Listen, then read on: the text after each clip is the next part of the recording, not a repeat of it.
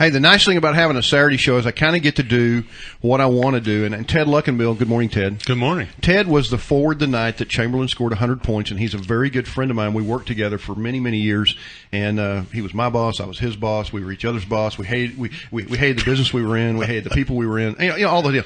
But when Ted said, "Hey, yeah, I'll come by the radio show," I'm not the sports guy, and Bryan Houston is. And I said, "Bryan, do you want to come in on Saturday and do a special edition of Sports Radio Live?" So for the next 30 or 45 minutes, we've got Sports Radio Live with Bryan Houston and Mr. Ted Luckenbill. How you doing? Great. I'm really honored to meet you, and Terry's told me a lot about you, and I'm amazed that you like him so much that you actually would come here and visit with him. That's a very impressive thing. First of all, I want to ask you, because what are you doing right now? Are you retired? What were you doing after basketball? Well, I am retired. Okay. I spent a lot of years in the mobile home business. Okay. And then I got into the conversion business, and that's where I met Terry, and so it was kind of a change of things, but yet still some of the same things. And now I'm retired. I call myself the front desk jockey at a law firm, which I work 3 days a week at, just answering phones and taking messages and doing whatever a receptionist would do, except I'm not a receptionist, and I'm not an office manager because they run companies and I don't. I just have fun there. And this is where? In Dallas? In Crockett. In Crockett, okay. In Crockett, been there Texas. I worked in Lufkin for years at a TV station down there, so I'm very, very familiar with those folks down there. Good folks. All right. Now, I want to go back. This is your life, and I want to go back and talk about your basketball career. You grew up in Elkhart, Indiana, is that correct? Yes. Okay, because I saw where you were in the Elkhart County Hall of Fame, is that right? Yes. Yeah, and played basketball there, obviously. Yeah. Was there anything else to do there at the time? If there was, I didn't know. That was my life, school and basketball. And of course, I ran track and cross country and wanted to play football, but the coach wouldn't let me. Yeah. He said, no. He said, you're the tallest kid in school, and I'm not going to take a chance on your knees. Even though when he first met me, I couldn't walk and chew gum at the same time. So it worked out well. Yeah, obviously, you had a great high school career. Now, how did you make it from Elkhart, Indiana to the University of Houston? I had a lot of invitations to come look at different schools, and of course, being from Indiana, the Big Ten was after me, but the scholarships weren't as good. And very frankly, even though Elkhart wasn't a real small town, it wasn't like going to Michigan State or Michigan and looking at some of those places and thinking, my gosh, how would I figure out where my classes were? I was used to a little square building that had everything in it.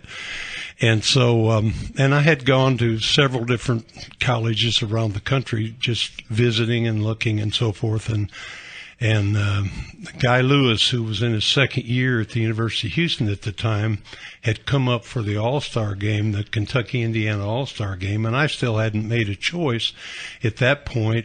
And he talked to me. He and Harvey were both there and talked to me and invited me to come down to the school and look. And so I did. And, of course, at the time it was slushy and muddy and rainy and, snowy and everything in Indiana. And I get to Houston and, the pool's open and people are swimming, and I'm like, wow, I like this. And I love the moss on the trees. It's something I had never seen before or paid any attention to. And it was a small campus at that point, and it seemed to fit me better. And one of the things that my dad said to me was that I had been offered some things that probably weren't exactly basic scholarship type things, a little perks here and there. Sure.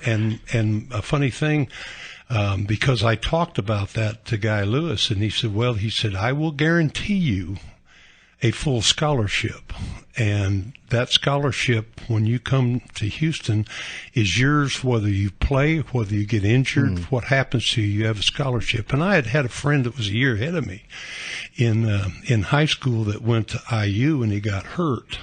And he lost his scholarship. No. And I got to thinking, well, wait a minute. this is good. And so I was talking to Dad, and Dad said, let me tell you something. If somebody will offer you maybe something that's not quite above board, then the chances are they may do something to take your scholarship away from you. And he said, that man doesn't do that. And, of course, just the idea of being on my own and being 1,200 miles from home kind of appealed to me. Yeah. And so that's where I wound up. And it was funny because at that time, the freshman team was the first year that Guy Lewis had actually gone away from the local area, and which is at that time was pretty much football. Right.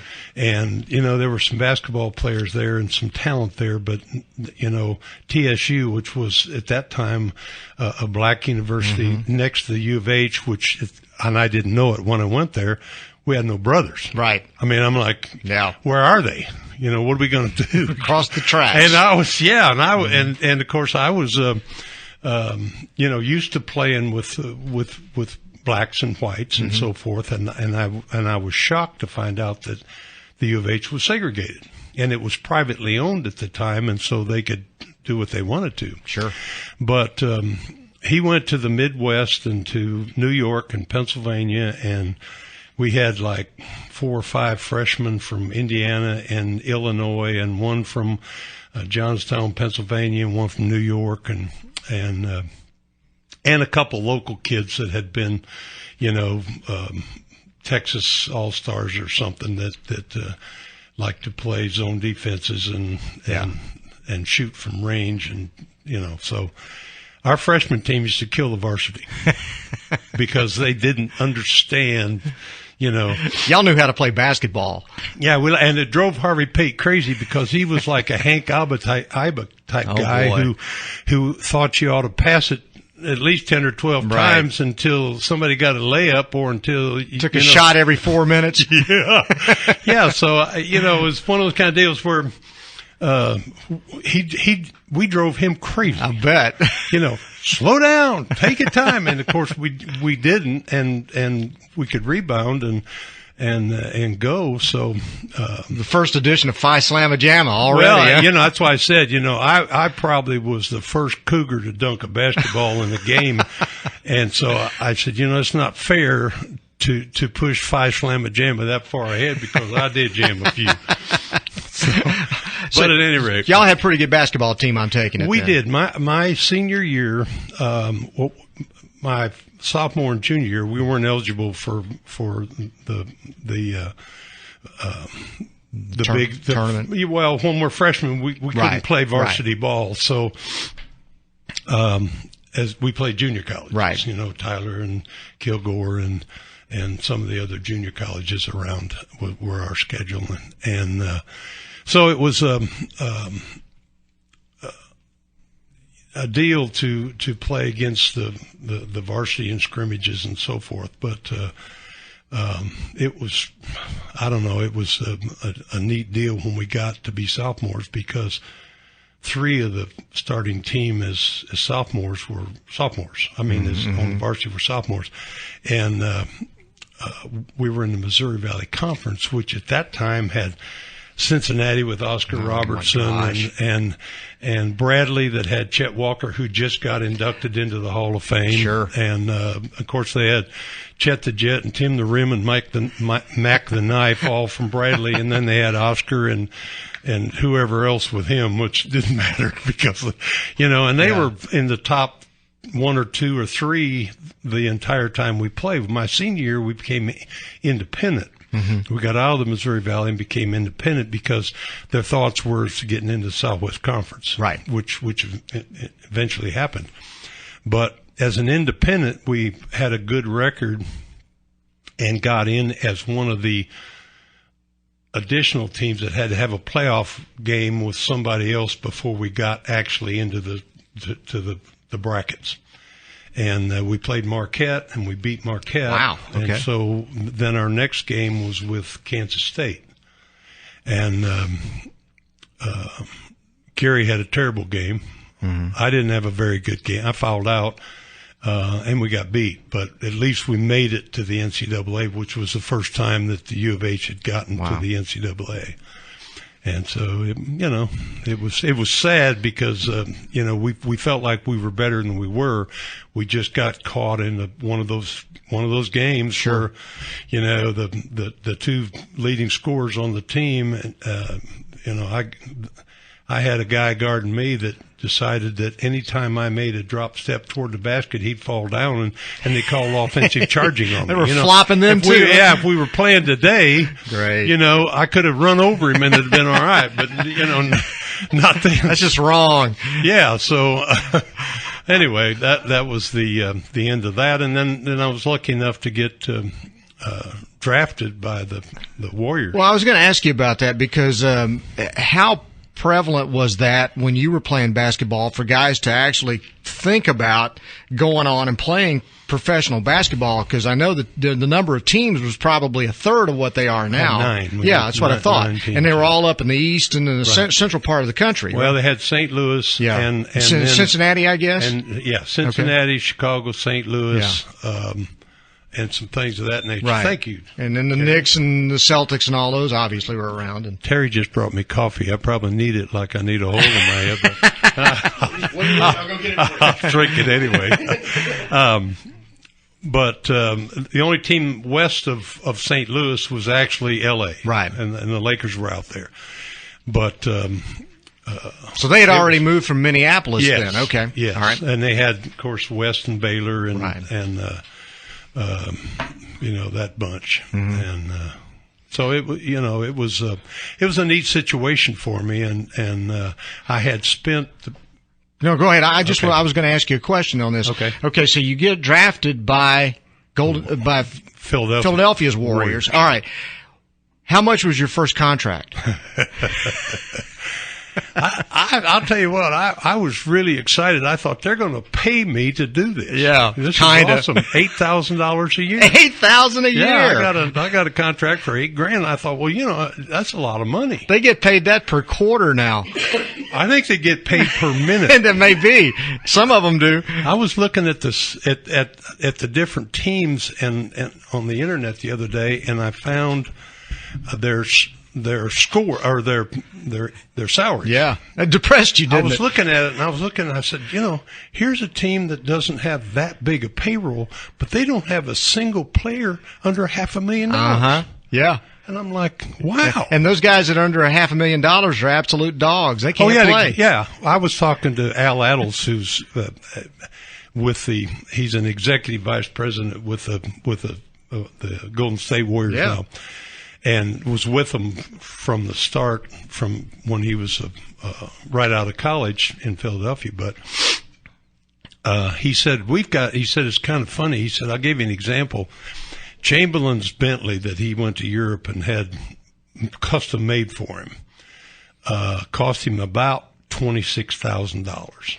He said, I got a guy. I'm looking out my window at a parking lot, and there's a new Bentley sitting out here that costs, I don't know, over $100,000, and it's a guy that doesn't even get on the court. Yeah, so that's and scary. I said, well, here's the really neat part about that. We played, I forget whether it was 8 or 12 games after the regular season was over, and in the Eastern Conference, and we got beaten by a couple of points in the 7th game by Boston, and they went on to win the championship. But I made $12,000 in playoff money. Wow. So I had $20,000. You were a rich man. So I'm like, this is a lot of money. And then you think about it, and you think, well, wait a minute. Now I had to pay rent. I had to do this. Now I got to go back, and I got to get a job. Mm-hmm. I got to go to work. All right, so when you were drafted by Philadelphia, who were some of the guys on the team? Obviously, Wilt was already there. Yes, he was in that was his second year in the league. Okay, who are your other teammates? Well, we had Al Addles, of course, right? Guy Rogers, who was the other guard. Okay, and Tom Gola. Tom Gola was a 4-year All-American at LaSalle. Remember, we had Paul Ayrton, and Paul Ayrton had led the league 2 years before that in scoring. Okay, here's a guy that was about 6'4", ex-Marine. 36 years old, as asthma. I guess, because he's breathing like crazy when he's going up and down the floor, his face get all red, and the guy guarding him think, well, he's done, and about that time he'd throw in 20 on you.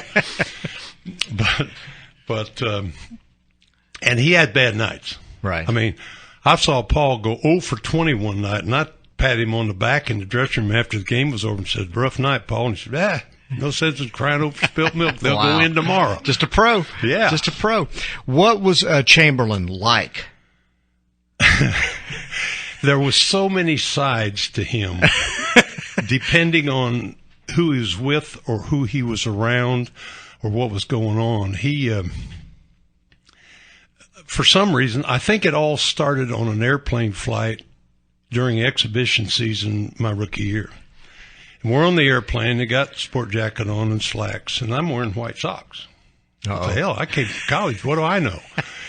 And he comes walking up from the back and hands me a pair of black knee socks and said, look, you're not in college anymore. You got to get out of those white socks and put these on, which was really hard for a while because if you've never worn knee socks and you slide those babies up, they turn your hair the wrong way and they irritate your legs. And so, I wanted to give him his socks back and go buy some, and he said, I don't want them back. Thanks, but no thanks. And at that time, we both wore the same size shoe. We both basically wore the same size everything except when it came to pants and shirts, which he was gigantic. But that's how it kind of got started. And I said to him once I realized that I was the only one wearing white socks, that I appreciated him doing that for me. Yeah. And so that's kind of how it went. And for some reason, he liked me. I think part of it was because I was always a very good rebounder. Mm-hmm. And that came from high school when my high school coach said, look, first of all, I don't care how many points anybody scores, as long as you score one more than the guy you're guarding.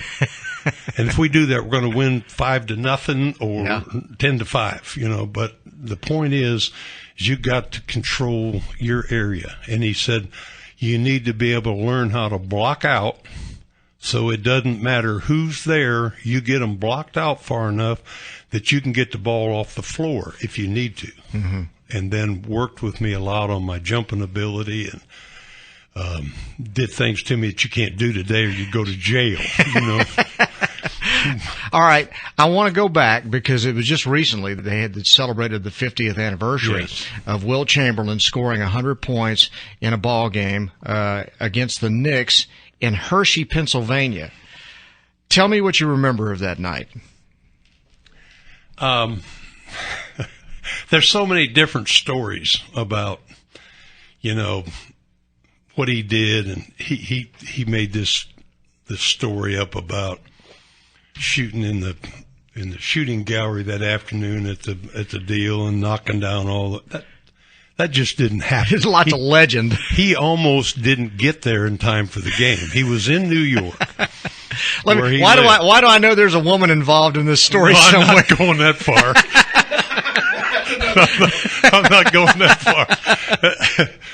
But anyway, he went to Philly, and we'd already gone. The bus was gone, and so he wound up driving his Bentley up to. So that, I don't know. Well, would you rather ride a bus or drive a Bentley? Well, there you go. So, but it was one of those kind of nights that, first of all, he never missed a minute of a game the entire time that I knew him. I mean, he played every minute of every game, never came out. It didn't sit down during breaks, and was back then they didn't measure body fat. Uh-huh. But if they would have, he didn't have any. Yeah, solid muscle. Oh, just he was like a giant black Mr. Clean. I mean, he was like when he puffed up, he was just scary looking. Wow. And I think he did this extra weight and the strength and everything that he picked up. He did the year that he left college that he couldn't get in the NBA. Mm-hmm. And so he played with Globetrotters. Right. And they traveled, and he did a lot of weight work and strength work. But he was also fast. He had a standing bet against anybody that wanted to take it, that he could beat him from inline to inline. Mm. So he ran 100 under 10 seconds. He ran the quarter mile in 47 something. Wow. He high jumped. You know, he could have been a great decathlon, except at that time, I don't think they had any poles strong enough to hold him to pole vault. Sure. So he didn't do that. But a phenomenal athlete and very strong, but not. You compare guys like Shaquille O'Neal to Chamberlain, and you really can't, because Chamberlain was a finesse player. He was not a bull. He did not back you down until he could jam the ball in. You know, he had a great fadeaway jump shot off the left side, shooting back this way off the board, and then he had this little dipper dunk that worked on everybody except Russell. Right. But that particular night was no different than any of the others, except that there were, you know, maybe 4,000 people there. And I actually, to be honest with you, I didn't think the gym was very big, as I remembered it. But apparently, and of course, Eddie was great at stretching the numbers a little bit to make it look like there were more people there than there probably were. But at halftime, he had almost 50 points, and the kind of the theory was let's, you know, since we're kicking their butt pretty good, let's see how many we can get him. Let's see what kind of a record we can set. Wow. And so most of the shots taken, at least all of the shots in the fourth quarter, and a lot of them before that, were his. And you know, the closer he got to 80 and 90 and so forth, the more, you know, the more it put most of the Knicks trying to stop him. And sure. So that's why he shot so many fouls. I think he shot 36 foul shots because he fouled all the big men were gone, and, you know, they couldn't handle him, period. And then he took a two-hand set shot from half court on the left side and almost went in because he did that in practice, and he was pretty good at it. I think he learned that when he was with the Trotters or something, but they didn't go in, and I got that rebound, and he came up and set up, and I got him the ball, and he took that little fadeaway jump, and that didn't work, and I got that rebound, and then Rutlick was over, and I got the ball to Rutlick, and he looked in, and Dipper just pointed up. Let's get it over with. 98 points, and let's get it over with. And so he threw it up, and of course he dunked it, and that was basically all there was. What was the crowd like at that point? I mean, they were, you know, I think everybody was getting ready to rush out on the floor. That was you know, and everybody was screaming, you know, get 100. And of course, you know, it was just pandemonium for the people that were there. Too bad it didn't happen in Philly. You know, we could have been at the Palestra and had, you know, 10, 12,000 What were you doing people in Hershey anyway? We had our training camp in Hershey. Okay. And it probably was a free deal to them for the exchange of playing a game or two in Hershey during the regular season. And that's how we wound up there. Great place for a training camp. 4 mornings a week you would wake up and smell chocolate, and the other 3 you would smell cocoa. You know, so the whole town had a chocolate scent to it of some kind. It was a neat place. Ted Luckenbill is a teammate of Wilt Chamberlain, was on the floor the night that Wilt scored 100 points against the Knicks. And there was no New York media there that night. It wouldn't surprise me. That blows my mind. You know, when you think about the way things are covered now, that there was not at least one guy from a newspaper there writing a story about the Knicks, you know, covering the game. It blows my mind. Well, and there was no TV, and there was really, you know, even in high school we did videos, or back then it was 8 tracks or something, of the game so we could review it. None of that was there. Wow. I mean, there was no live action that could be recorded that anybody. The only thing there was they picked up the last couple of minutes when he had 96 or 98 points or somewhere in that area, and that's all there was. That's crazy. You know, if Wilt Chamberlain played today against the guys that are out there now, you watch the game, I'm sure still. How would he do against Dwight Howard or? He'd dominate. He'd dominate. Be the same thing, huh? You know, unlike, and I'm sure that there would be some more physical contact if he was playing against guys like Shaquille. I was going to ask, what would that have been like? Because he didn't need to do that, and Yeah. there was no way you could block his turnaround jump shot. Yeah. And he was, he shot over 50% for his entire career. He didn't play as good a defense early in his career, while guys like Frank McGuire, who was his coach my rookie year, told him that if our team was going to be successful, he would have to average 50 points a game, which he did, and we weren't successful. And it was kind of sad because it affected Tom Gola. Yeah. It affected it didn't affect Al Attles that much because he wasn't a shooter. He was more of a point guard type of guy, but Guy Rogers was affected by it. Tom Gola was affected by it. They had a tendency to get to – it became a one-man team instead of being a team. And it wasn't anybody's fault because that's the way the coach wanted it done. Well, I would think that probably was the story of his career up until he got to the Lakers with Jerry West and company. And even then, I'm sure they still wanted to make him the focal point. That's why they didn't win more championships. Well, it's funny because they had Baylor and Goodrich and West. Yeah. They didn't need him to score. Yeah. So and that's when when Bill Sharman finally told him, I want you to rebound, block shots, play defense. Yeah. You don't have to score a ton of points. Right. And that's when they won 33 in a row. And that's when he led the league in assists. Yeah. And rebounds. Just proving he could do it. Well, yeah. Yeah. And he still got his double figures, but he was always a 20, 25 rebound a game guy. What was it like being on the floor when your teams would go up against Bill Russell's Celtics teams and the kind of battles that those two guys had, and just playing the Celtics in general back in those days? Has Miller prepped you for this No, question? he does not. Go. I want to hear this. There must be something good here. I used to tell him because it irritated me because Russell, first of all, you couldn't fake Russell out. You could never get him to commit to anything until you did. And once you did, then he'd commit, and chances are he'd either block your shot or cause you to shoot one over the backboard or something, trying to get it over him. But Chamberlain would do this little dip or dunk thing.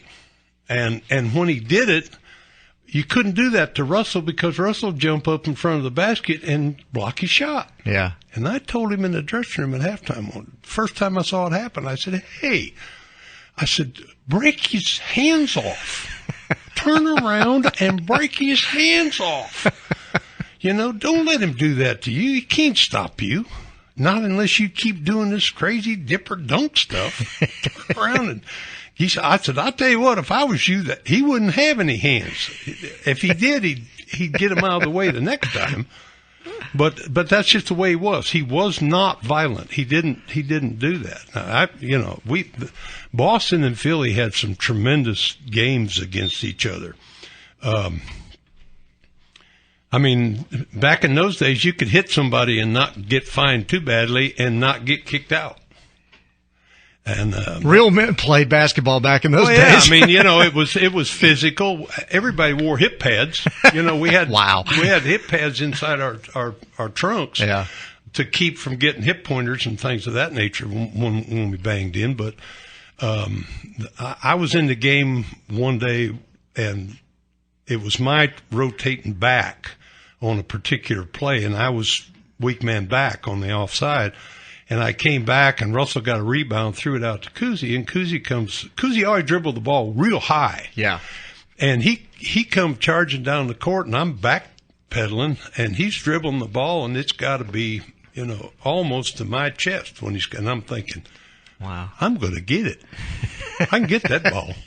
So I make a stab at it, round behind his back it goes, and off it goes. And I'm already in my mind, I can already see somebody pulling off their warm-ups over on the bench to replace me. So I turn around and I think, I can't let him score. I'm probably going to foul him, but I cannot let him score. Yeah. And so I chased him down, And he never really could jump real high. He was about 6'3", 6'2" or 6'3", but he didn't jump real well, and he didn't take off and glide forward. He just usually went like kind of straight up for his layups. So I thought, I can block the shot, but I'm probably going to foul him, which is better than letting him score after I go down on my butt trying to steal a ball from Cousy. And so I did, but I got him because I was going this way and he was going this way, and I knocked him into the crowd. Well, he comes charging out of the crowd with all their help and everything with his fist out here. Oh, boy. I think he's going to hit me. Now, was this in Boston? Yeah. Oh, this is a bad move. No, and I'm thinking, I think he's going to hit me. I don't like to get hit. So I struck first. And back in the crowd he goes. And they always kept two of the blue coats, the cops on each corner of the gym in the garden, just there to keep crowds and stuff back and so forth. Well, before I knew it, one of them had this big heavy-duty blue coat off and over my head and was ushering me to the locker room. I bet. And he said, "You got to get dressed. We got to get you out of town." I said, "Why?" He said, "You don't hit Cousy in Boston." And I said, "Well, did anybody notice the dude was getting ready to hit me?" They didn't care about you. That didn't matter, right? Yeah. So I got on an airplane early and got out of Boston. But when I got back to Philadelphia, Eddie Gottlieb, who owned the team, was waiting at the airport for me. Had the biggest grin on his face you've ever seen in your life. I got fined $500. That's big money back in those days. Eddie said, "I will pay $1,000 for that." He said, that was great. So you're in the Hall of Fame now in Philadelphia, right? So that one went. But there'd been several fights that broke out. Masheri and Heinsohn were playing each other, the power forwards. Excuse me. Yeah. And you could see it building up. And I'm sitting there on the bench watching this. And I can see that Masheri's getting into Heinsohn's head and Heinsohn's getting upset and they're getting more physical.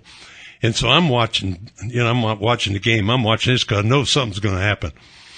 And Masheri used to be like a Golden Gloves boxer or something, one of these kind of guys with a big clutch cargo jaw and, macho dude. And so Heinsohn takes a swing at him and misses. And about that time, obviously, Luskatov, who's like a cotton-picking gorilla sitting over there on the bench, comes racing out and grabs Masheri from behind. Uh-oh. So I'm thinking, wow, Heinsohn's going to beat him to death, So I run out there, and my goal is to hit Heinsohn, who's striking Masheri over the left shoulder. And I get around there, and I go to hit him, and about that time, Luskatov looks out from behind Masheri, and I hit him. Now, I didn't want to do that. I did not want to do that because I knew that it accomplished one thing. Luskatov let loose of Masheri, but he came after me. Uh-huh. And I'm like trying to figure out where Dipper is. I want Dipper over to get me out of this mess. And he comes at me like a big bear, like he's going to squeeze me and break my ribs and everything, And I bent over and I got him by the waist and we're kind of going around. He's beating on my back and I'm screaming for the Dipper. Get over here and get him off of me. And so he did, but nobody got fined. Nobody got thrown out of the game. It was just. It's just basketball. Yeah, I think there was a couple of fouls that were involved, and And the funny thing about it is that my teammate and co-captains with me at the University of Houston was drafted by Boston. So he was there. And so we got to talking after the game, which we always went out together after the game. And I said, we have something like this happen. You and I need to get together and do a little duking around so it doesn't look like we don't want to get involved, but we keep from getting hurt. Some brother-in-law going on here. Ted, I can't tell you how much I enjoyed visiting with you on this. This is good stuff. I know we could probably talk for another 9 hours or so. Mully's gone. He's vacated the premises. Very quickly, just some real brief observations on Oscar Robertson, because I know you played against the Big O. Yeah. What was he like? And we got Oscar, about 3 minutes here. Oscar was probably the best basketball player there's ever been. You can take your Jordans and you can take your Kobe's and you can take all these other people, but nobody has ever averaged a triple-double. No. Except him. Wow. And in high school, he was with the Indianapolis Addicts, and they won the state championship 2 years in a row down there. And, of course, he was Mr. Basketball and went on just to destroy Kentucky in the Indiana-Kentucky All-Star game that summer. And we held him one time to like 9 points down to U of H in a game. Yeah.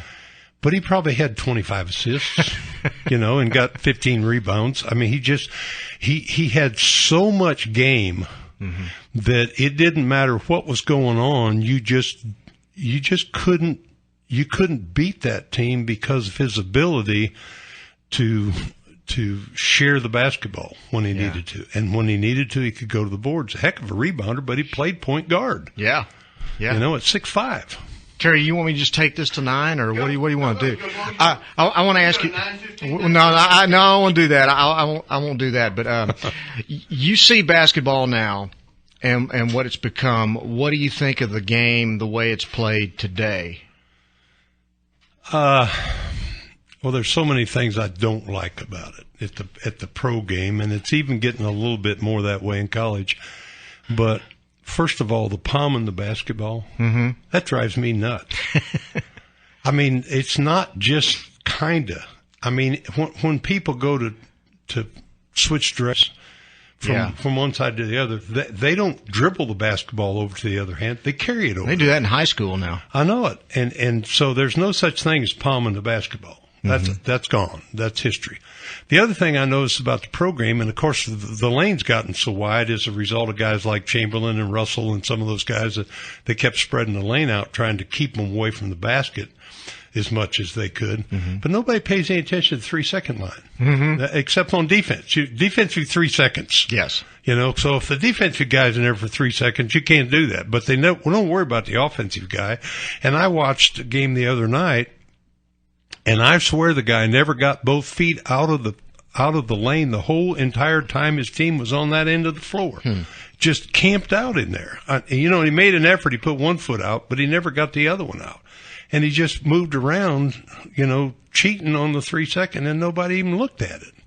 So, and the physicalness of the game, I mean, it's gotten to the point where, and of course, there's so much more talent now. I mean, right.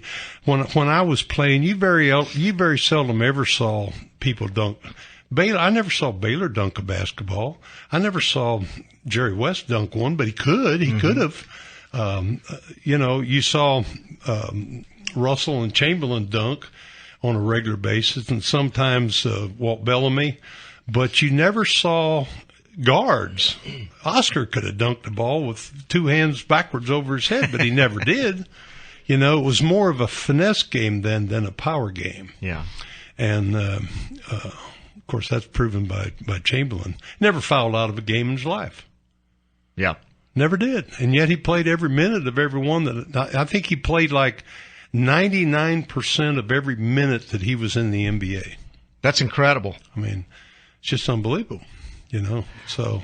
Which teams do you like? I mean, is there a particular team you follow? I love the Rockets. You like the Rockets? And I feel bad right now. They got beat last night, and so they're teetering on in or out of the playoffs. And they just don't. Now, Camby had a good game last night, but he's 38 years old, making $21 million a year. I mean, come on. The guy never averaged double figures in rebounding and scoring. He's got like a 9-point-something and an 8-point-something. It's a good and life. I'm like, and he's 6'11". How can you not average more than 10 rebounds a game at 6'11"? Of course, you know, and I don't know if the stats are right. I know they weren't on Chamberlain. They showed him at 7 foot and 250 pounds. That's what he was when he left high school. Wow. You know, he was 7'6" and weighed 350 pounds. So, you know, wow. Just a giant of a man. And you can tell by pictures, like he and I stand together, I'm a strong 6'6", okay? And I mean, you look at him, and I also have a picture of Akeem and I together. And if you look at the difference in my size and Akeem's size, you know, it's maybe he's from, you know, I come up to his ears or something. Wow. In Chamberlain, I'm lucky I got to his shoulders. You know, just a. And the last thing I'll ask you, you still follow the U of H? Not like I probably should. You know, Crockett's a tough place to try to pick up games, and I can't get it on the radio, and they're never on TV. Right. And you know, I get stats and see how they're doing, but I haven't been back there much. I was just wondering because they had such a huge national profile for a long time, and now they've just kind of slipped off of the radar a bit. Yeah, and I can't really explain it except that of course, I've always said that Guy Lewis was the greatest recruiter there ever was. Mm-hmm. The man could recruit. He was probably a much better recruiter than he was actually a coach. I've heard that a few times. I'm not saying that he wasn't a good coach, but I'm saying that, and it takes a particular talent to get a guy that was so talented as a group of people that he had during the Five Slamma Jamma era to get them to play as teammates. Mm-hmm. You know, to get them not to be individuals like a certain Miami Heat is. Yeah. You know, I looked at the stats this morning, and they had 9 assists for the entire game. That's crazy. And you don't win a lot of basketball games if you're not sharing the basketball. Mm-hmm. And so in that respect, he was able to take a bunch of extremely talented people and get them to play team basketball. And of course you can't find a better person than Guy Lewis. Yeah. Just an amazing man. Hall of Famer from East Texas, from ARP. Yep. So, well, Ted, thank you very much. It was great to talk to you. Fascinating and fun too. And I really do appreciate Terry asking me to come in and do the interview with you because he's been telling me about you and I've been dying to hear some of these stories, and I wish we could go for another 8 hours or so. I'm sure we could write a book. You could go 2 days. I'm sure. You know, it's funny you mentioned that because I was told that I needed to write a book. You need to. You need to get all that stuff down. Well, you know, I'd probably get a divorce again. Well, we can edit. Yeah, it would have to be edited. Yeah, you have to edit. That's what you do. Ted Luckenbill, who again is in the Hall of Fame at Elkhart County, Indiana, a former U of H Cougar and a former NBA player who played alongside Wilt Chamberlain when he scored his 100 points against the New York Knicks in Hershey, Pennsylvania, back on March the 2nd, 1962. Thanks again for letting us do this. I appreciate that. You're welcome. Right. Enjoyed it. Mully, it's all yours.